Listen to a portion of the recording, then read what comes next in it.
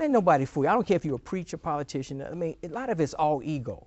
And no one wants to say it. I'm on TV because I love to see myself on television. Yes, but I also have a passion to present ideals and information that's not in the mainstream media.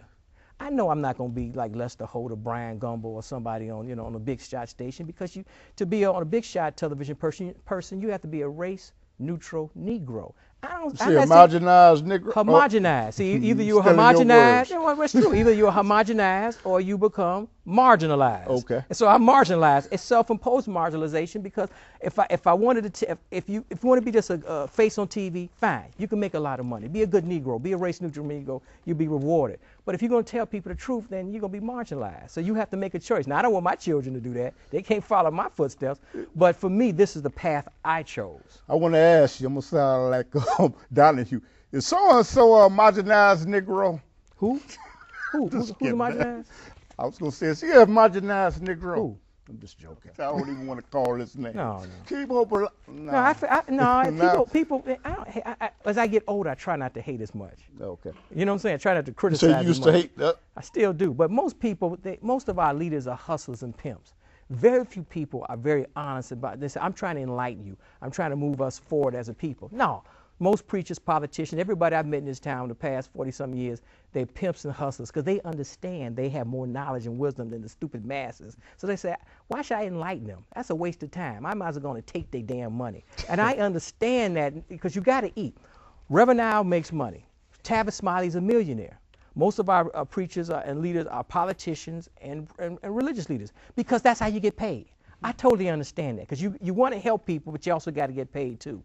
And you have to sell out almost a little bit, so you got to take care of your children. You got to take care of the wife and the family and everything. And it's a tough balance between trying to pimp and hustle people to make a dime, and of course then trying to enlighten people and help them out. And you know, when you talk about that, you know what? It's numerous people that have been on your show, been on my show, and do you think it shows ingratitude when they don't try to reach back and give you some type of help and assistance if you've helped to elevate them to get their message out? Now, they don't even pick up the phone to say, thank you for having me on the show.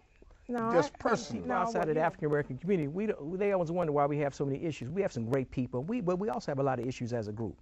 It's the number one reason is self-hatred. We really don't like each other. We've been taught to distrust each other. Now, for slavery and segregation, for like 300 years, we had to deal with each other. We had to, because of slavery and segregation. Okay. Well, there's no more segregation no more per se. We can move to any part of the country that we can afford to move. We want to move to Lake Forest. They may not want us there, but we can move there, right? I mean, Mr. T went up there years ago and cut down the trees. That was a long story, Mr. T. That was a long story. But what I'm saying, I pity the fool. I pity the fool. He pitied the trees too. But the point I'm saying is that most of our best and brightest have left us.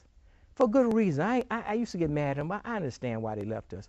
So we don't have enough leadership. So we have, like I tell people, what happens for those of us who cannot integrate partially or fully into mainstream society? Those who cannot or will not integrate into society, we're screwed.